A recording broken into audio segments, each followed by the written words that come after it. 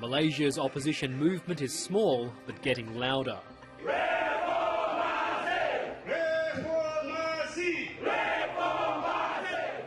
Here, jailed opposition leader Anwar Ibrahim still has a place. After coming close to claiming the 2013 election, Anwar was imprisoned for breaking the nation's sodomy laws. His supporters say the charges were trumped up and the findings bogus. They also say another law is also being used by authorities to silence critics. Well, I have been charged with several charges of sedition. Tian Chua was charged for questioning Anwar's detention and the legitimacy of the last election. But it's not just opposition politicians in the sedition spotlight. And this is the government hand.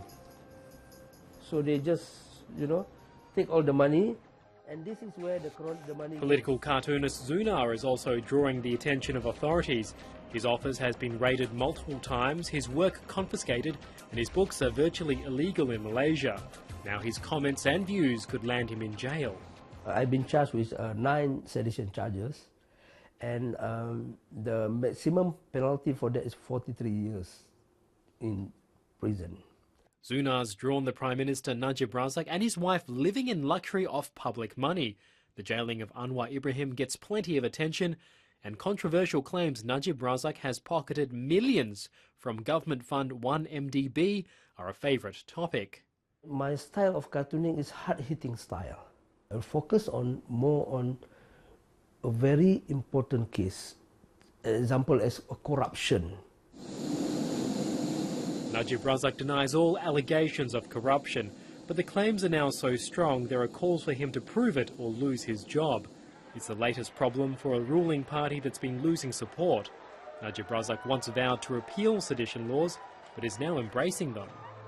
Over the last few years, there are now at least 20 to 30 cases in court. That means people who have been charged in court, from activists, lawyers, dissidents, members of parliament.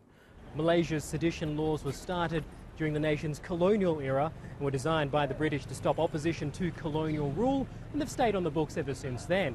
Its modern-day advocates say it's needed now to ensure free speech doesn't incite or cause violence between the many races and religions that call Malaysia home. Well, it's frankly quite absurd. Eric Paulson is Zunar's lawyer. He's also been charged with sedition. He says heavy-handed tactics are also used when charges are laid.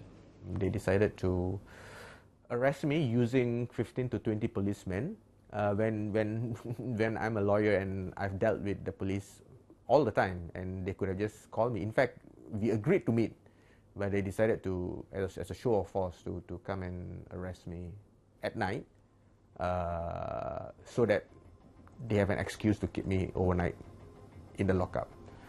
The police came at night, Then why you need to come at night to detain me at my house? About 10 of them come and arrest me, detain, put in lockup for 3 days. Then after that they charged me.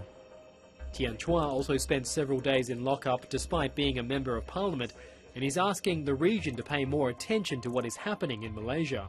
We want our neighbours and our friends, whether it's from Australia or ASEAN country, to voice out their concern when repression happened in Malaysia. But several of those charged say they won't be silenced. Zunar says he wants to use his court case to illustrate government corruption and abuse of power. For me, this is a motivation.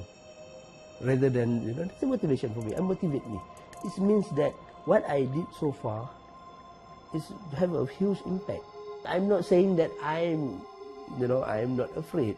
Of course, we have fear. Everybody has fear, but you need to overcome the fear.